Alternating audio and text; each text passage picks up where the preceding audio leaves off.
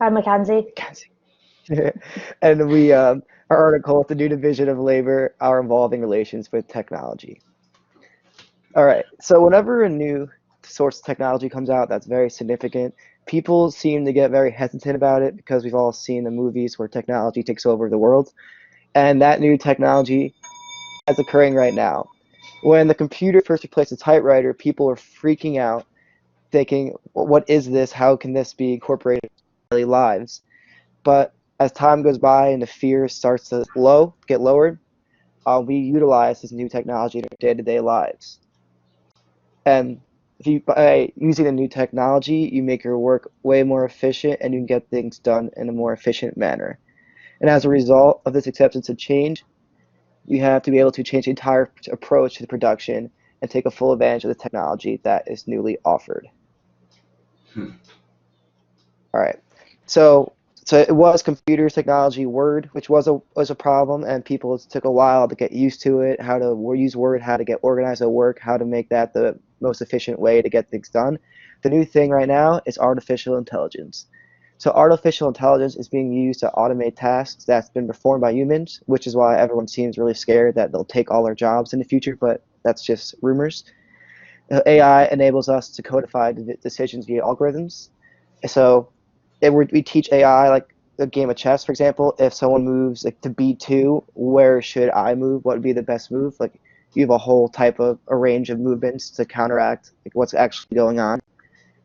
And what products are the best to populate this investment portfolio. So like say AI will train AI with like how to find the best patterns within the stock market, and it will tell us what to invest for to make most profit. And like I said before, society is fearing that AI will not only take our jobs, but completely independent from us and could take over. But that is It, just, that seems sort of like very yeah. movie-ish.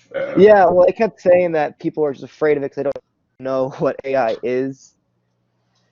So do you think People are that just scared because of people losing their don't know job. what it is or how it works or what it could do, that Yeah, it causes fear because it's the unknown?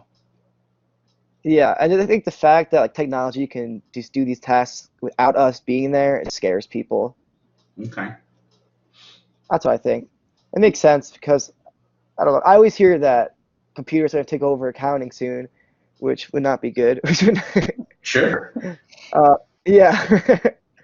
So with angle of effects, so either we not only work on with AI, but AI can actually work for us, which we'll find out in Hmm. future slides. And it's like an equal relationship to get the most efficient like time, like most efficient work base to get things done and in the right manner. All right, so working with AI. So pretty much a lot of professions, there's things that it's pretty hard for the human with to do without help. Like the article used example as a doctor trying to find a tumor. A lot of times we can't, like we don't find tumors a lot, too small. But with AI, it would help us by using old pictures and like recent training would help us diagnose tumors and help find cancers, which I think is really cool. Hmm. All right, work. So this would be just like coding and training AI to do things, kind of like automated cars. Like the article use example, like a truck driver can teach the car how to park, and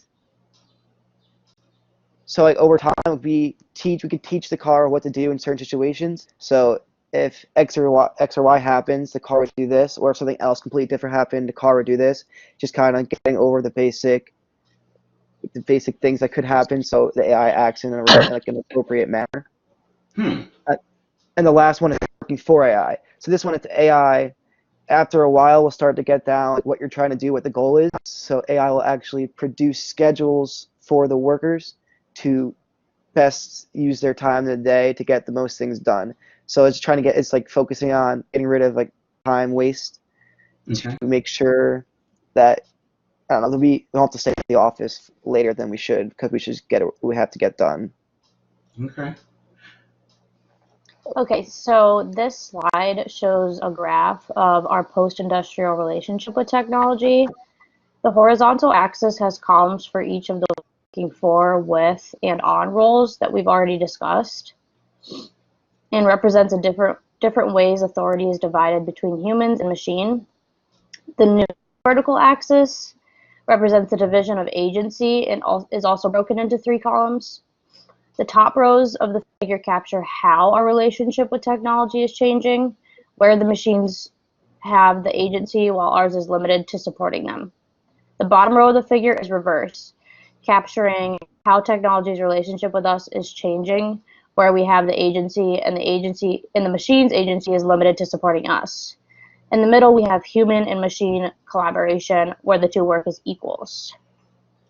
I mean, that's an interesting. I mean, you think about that. That's a really a different approach, isn't it? Working with AI and collaboratively, because we're each got things we add of value, don't we? Yes, exactly.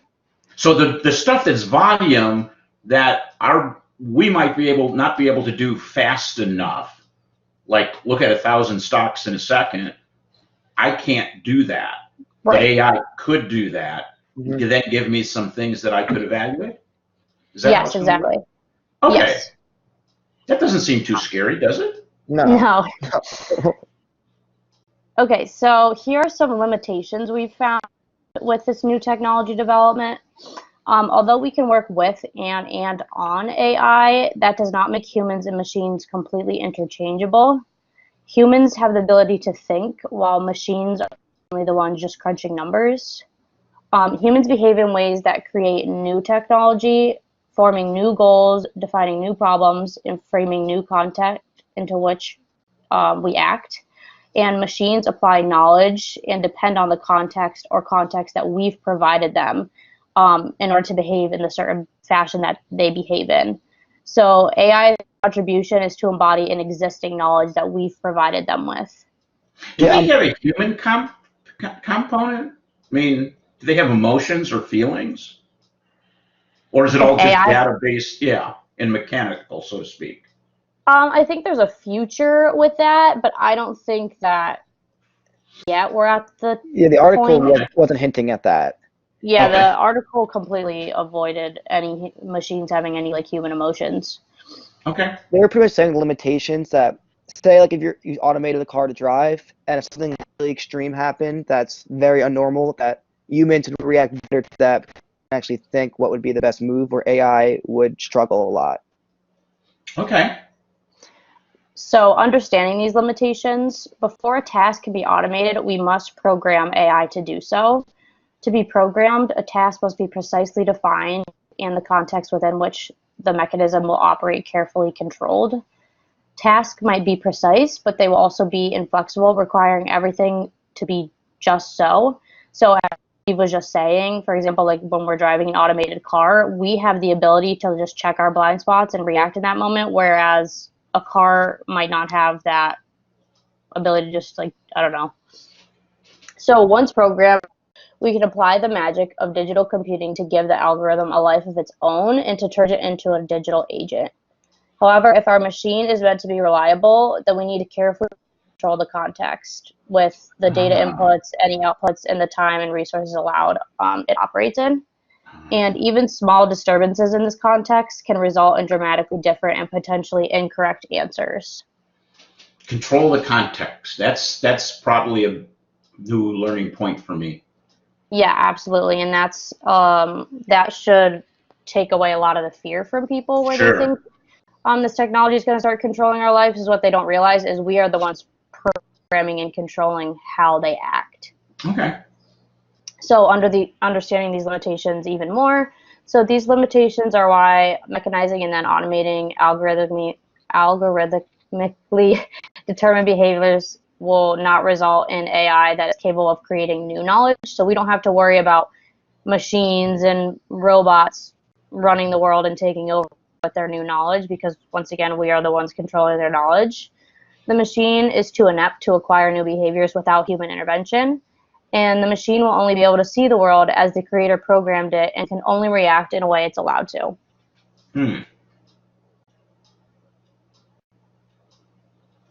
So what does this mean for the future of work? So work will be allocated to humans and machines. Humans will make sense of the world, and machines will plan and then deliver suitable repeatable solutions with production built around discovering, framing, and then solving the problems. And the digital agents can learn to be more precise and efficient over time, but they can't learn how to do something differently, as we've said a lot in the past slides. So what does this mean for us? Things are going to be completely different in the future when artificial intelligence starts developing skills that may be able to take certain aspects of human jobs. AI is going to change the workload for certain job titles to something completely new for us now, where we won't be losing our jobs, but we will be learning how to do new jobs revolving around this technology as well. So an example that we found interesting is how being a bus driver now will be completely different than the future, where AI will be able to fully drive the bus. So you may think the role of a bus driver is useless and gone, Mm-hmm. but with AI driving the bus drivers are now able to make this whole new bus riding experience completely different, and they will work to further improve the ride experience for the riders while the bus drives itself. So our thoughts on AI, even though artificial intelligence does seem scary with the rumors of it stealing all of our jobs, there's no need for us to panic. At an individual level, forming a productive relationship with these new digital tools requires us to adapt new habits, attitudes, and behaviors that enable us to make the most of these tools.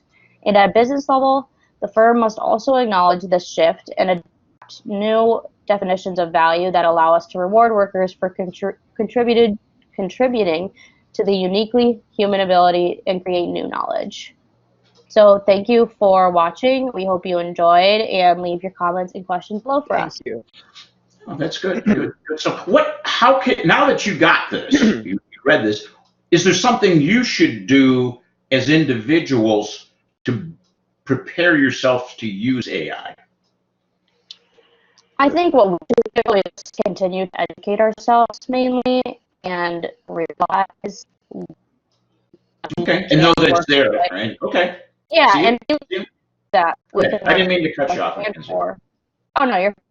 But we just think it's important to realize that connect a relationship with working on with and for AI. We're not only going to be working for these machines that people have the idea that we're going to be running the world, but we can also work on them and with them as well. Great. Stephen. Yes. Go ahead. Well, Your thoughts on what you might do, Well, knowing what you know now. yeah. I think later in my future, I think it's gonna be exciting to maybe. I don't know. I'm still like I can't picture it in my head how this works. Like, if I'm gonna be able to like train AI to do things for me, I think that would be really cool. Just in the future, when it starts coming up, I'm gonna start utilizing AI to the best of my abilities and helping it make my life easier. Okay. What advice would you give to others who are listening to this presentation? To definitely embrace AI, because I know, like guys, first couple slides were saying that everyone's scared of the new big thing, technology. I would just let it come into our life, let it help us right away. Okay. Good. Okay. Thank you. Very good job.